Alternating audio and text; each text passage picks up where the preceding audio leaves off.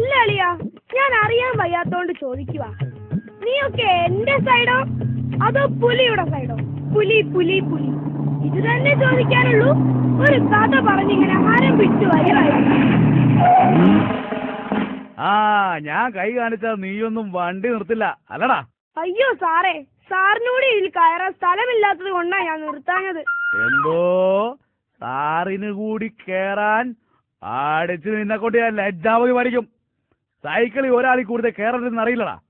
എന്താടാ കവറില്? ചുമക്കുള്ള മരുന്നാ സാറേ. ടോണിക്കാണോ? ഇത് വലിയ പൊല്ലാപ്പായല്ലോ. ടോണിക്കൊന്നുമല്ല, ഇതെന്റെ വല്യമ്മച്ചിക്കാ. പൊയ്ക്കോ. സാറേ, എന്റെ അമ്മച്ചിയുടെ മരുന്ന്.